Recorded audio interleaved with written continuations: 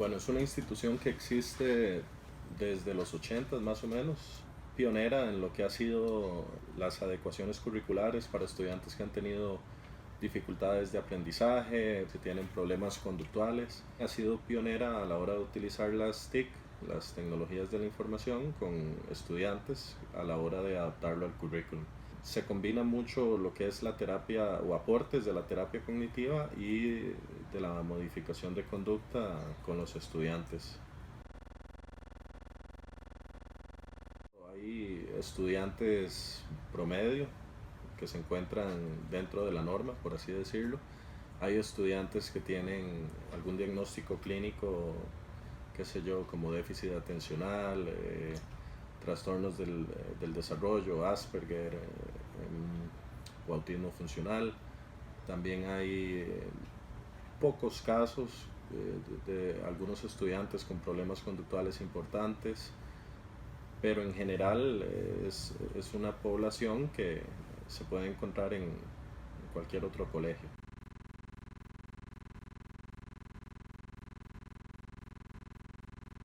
Los expedientes académicos, si se tiene información adicional de los expedientes clínicos, que son los expedientes que manejamos a nivel psicológico, de la información que tengan los profesores, qué sé yo, rendimiento académico, algún tipo de alteración importante en el aula o que ellos hayan observado, o incluso si ya se contaba con algún tipo de expediente previo del estudiante, qué sé yo, que el estudiante entró y ya traía un expediente académico, entonces de ahí también revisamos la información. Depende mucho del tipo de reunión, ¿no? Eh, Básicamente cómo es el rendimiento académico, cómo va el joven o la joven en cuanto a aspectos conductuales, si ha tenido algún tipo de problema a la hora de adaptarse en el sistema académico, o si ha habido algún tipo de situación apremiante o importante. Cuando lo amerita, por correo electrónico, también por teléfono. Principalmente se prefiere convocar a reunión y tal vez avisarles previamente qué puntos se van a ver en la reunión. No siempre se les avisa, dependiendo de las circunstancias. De nuevo, muchas veces se prefiere tocar el tema en reunión y darlo a conocer a través de ese espacio.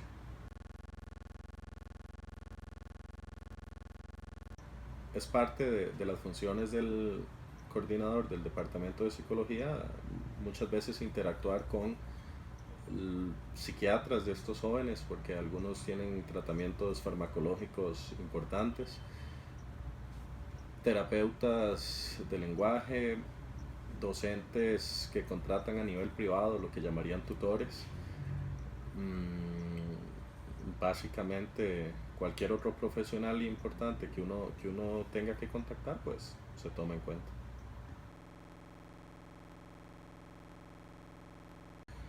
Bueno, eh, lo primero que uno hace es revisar, qué sé yo, los que hay en la bibliografía basada en evidencia, en los manuales, cuando hay este tipo de problemáticas, pero cuando eso, por ejemplo, no responde la necesidad, hay que analizarlo a nivel tal vez interdisciplinario. Se tiene una reunión con la directora, con el docente y se analiza el caso específico del estudiante, ya sea para analizar si las variables responden a situaciones de la casa, del colegio, de la intervención de los profesionales, para determinar qué otras alternativas o qué otro tipo de intervenciones adicionales hay que realizar.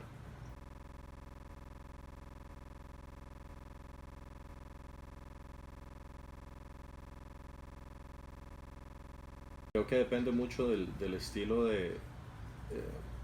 no sé si llamarlo de crianza o del tipo de padre o madre de familia. Aquellos que son más involucrados pues tienen muchísima mayor disposición a colaborar, son más receptivos. Aquellos que llegan un poco más defensivos pues tienden a criticar lo que la institución hace, tienden a pedir muchas cuentas o a exigir muchos resultados, con la limitación que muchas veces ellos no se han involucrado en el proceso o ya cuando es un poco tarde pretenden rescatar, por así decirlo, eh, situaciones que desde un principio se les han intentado notificar a los padres de familia.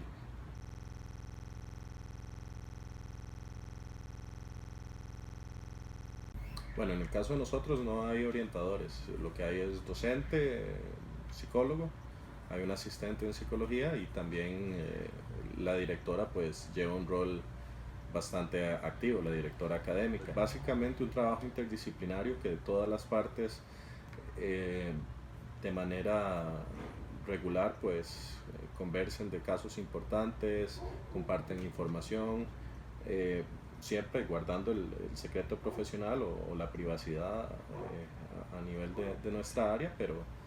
los demás aspectos que sí se puedan compartir con los demás colegas, compañeros de la institución, es importante porque nos permite eh, estar a todos y a todas mejor informados.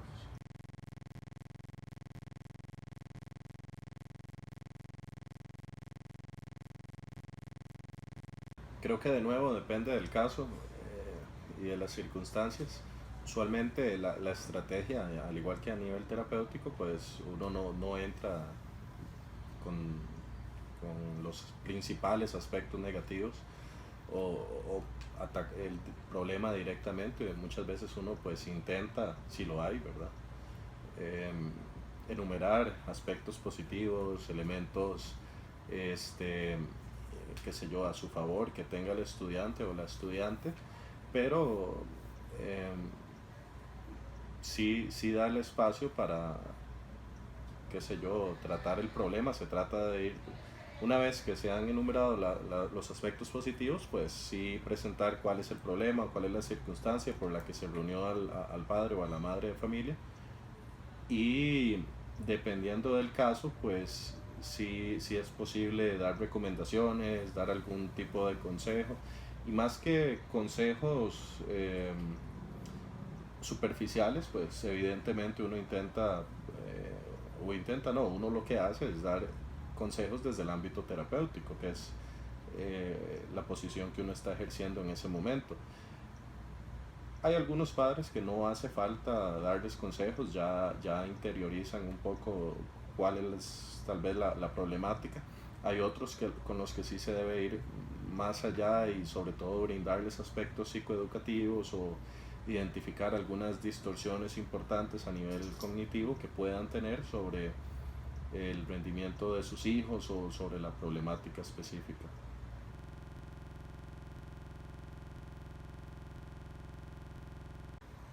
Sería importante, o el ideal sería que cada vez que comienza el periodo lectivo y lo amerite, no es que vamos a tener una demanda excesiva de reuniones, porque no todos los casos lo ameritan, pero sería importante tener una reunión casi que preventiva o para delimitar terreno al inicio del ciclo electivo, al final del ciclo electivo, cuando se entregan las notas del primer trimestre, por así decirlo. Qué sé yo, tal vez siendo realista unas 3 veces por cada trimestre, son 3 trimestres, entonces dependiendo de este aspecto, pues al mínimo unas 3 reuniones, una por trimestre. Si se amerita más, pues se convoca la reunión y se te ameritan. Normalmente es atípico que un padre de familia tenga que venir tantas veces por un estudiante, a menos que lo amerite y que el estudiante realmente hay que llevarlo con una supervisión y con una observación constante.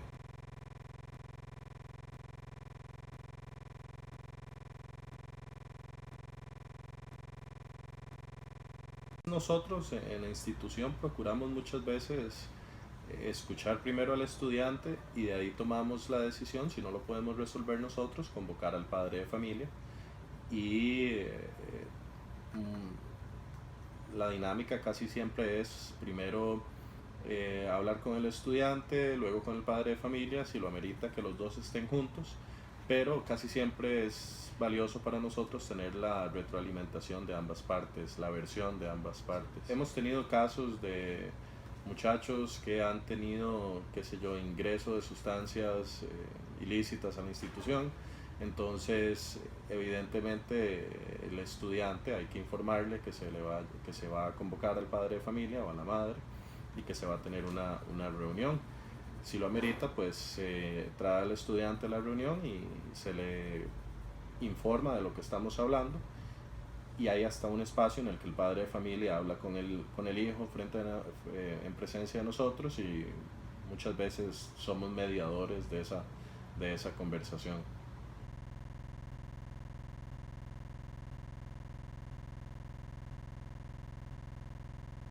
Creo que cuando excede nuestra capacidad profesional o nuestras funciones, en este caso como psicólogo o psicólogas, qué sé yo, que el estudiante detectamos que sería importante que lo valore un psiquiatra o un neurólogo por algún tipo de alteración importante. Eh, Casos específicos que hemos tenido, qué sé yo, un joven con Asperger o autismo funcional que presentaba muchas conductas de agresividad, mucha impulsividad, casos de agresión directo a estudiantes, principalmente a mujeres. La recomendación que nosotros dábamos era que definitivamente tenía que ser valorado por un especialista fuera de la institución, y además, si esta circunstancia persistía, ya que la madre se negaba a seguir las indicaciones y más bien argumentaba que era culpa de la institución, pues incluso nos asesoramos a nivel legal y nos dimos cuenta que podíamos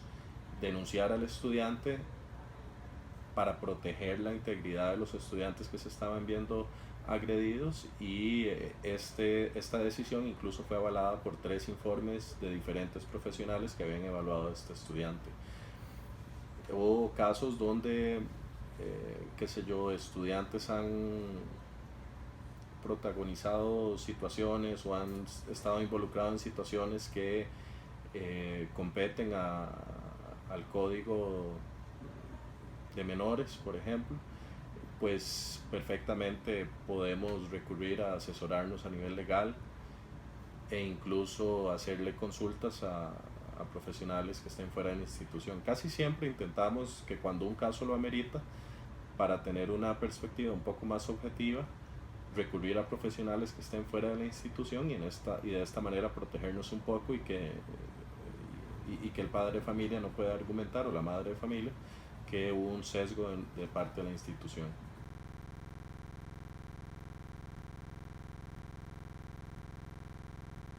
Cuando la reunión involucra al docente, evidentemente me parece que sí es importante darle una especie de adelanto de lo que vamos a conversar. Nuestra institución involucra mucho el trabajo entre los distintos actores o las distintas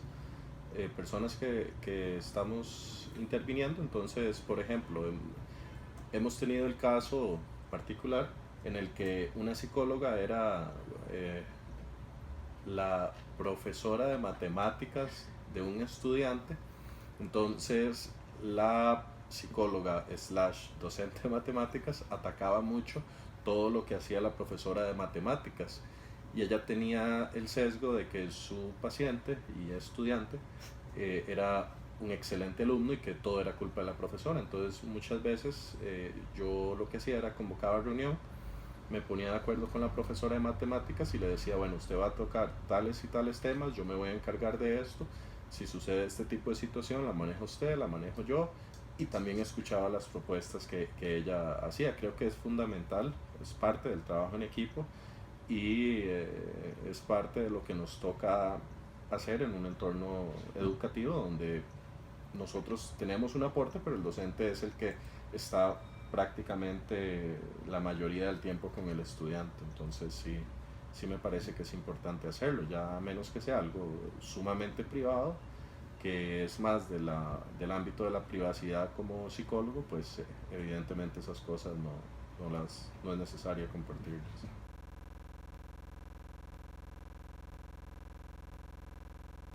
Particularmente no, posiblemente porque esta institución tiene desde sus inicios, el fundador y director es psicólogo, es docente también. Siempre más bien se ha trabajado con muchísima legitimación del rol del psicólogo y, y los docentes se acostumbran a que el psicólogo o la psicóloga es uno más del equipo y viceversa. Sin embargo, cuando hay casos en donde un psicólogo, perdón, donde un profesor o una docente subestima el trabajo de uno, pues nada, uno se adapta en algún momento y por la experiencia el docente va a terminar recurriendo a uno. Hay muchas cosas que por la formación deben recurrir a un profesional en psicología y en la práctica, aunque no me lo he topado, es posible que suceda. Sin embargo, no es muy diferente de lo que le podría suceder a un psicólogo que trabaja en el ámbito clínico y que tal vez sea subestimado por personal de salud, por médicos, por ejemplo. Es parte del trabajo que tenemos que hacer, adaptarnos, visibilizar muchísimo nuestros aportes, nuestras intervenciones y que esas sean las que hablen de nuestro trabajo. Ya, ya después el profesional podrá ver que podemos trabajar en equipo o que hay aportes de los que puede beneficiarse de un profesional en psicología. Creo que es algo que sucede en muchos ámbitos laborales para cualquier psicólogo o psicóloga.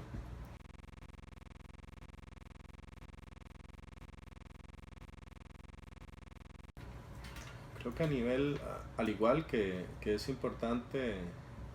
en el ámbito clínico, o al menos desde el enfoque cognitivo, llevar una agenda cuando se realizan las sesiones. Esto le ayuda al paciente a tener una noción de lo que vamos a tratar en el espacio terapéutico, qué sé yo, con los objetivos, los temas a tratar. Igual en el ámbito educativo esto aplica, les da una sensación de control percibido, es decir, no está de más decirle al padre o a la madre de familia vamos a tratar estos temas, la intención de la reunión es esta y esta. Muchas veces cuando no se puede contactar al padre de familia antes de la reunión se le dice, bueno, vea, vamos a hablar de X y Y tema, va, qué sé yo, en algún momento va a intervenir la directora o tal vez vamos a conversar con su hijo aquí presente. Sí, sí es un consejo general el darle información general al padre o a la madre de familia para que tengan una noción de hacia qué van. Muchas veces nuestra profesión suele ser percibida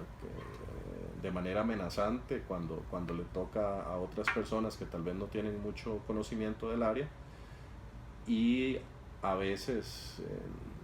pueden sentir que la reunión es como una especie de ataque o de intromisión en su estilo de crianza. Entonces no está de más darles un tipo de base o de puntos con los que se puedan identificar y saber qué es lo que vamos a hablar para no tomarlos por sorpresa.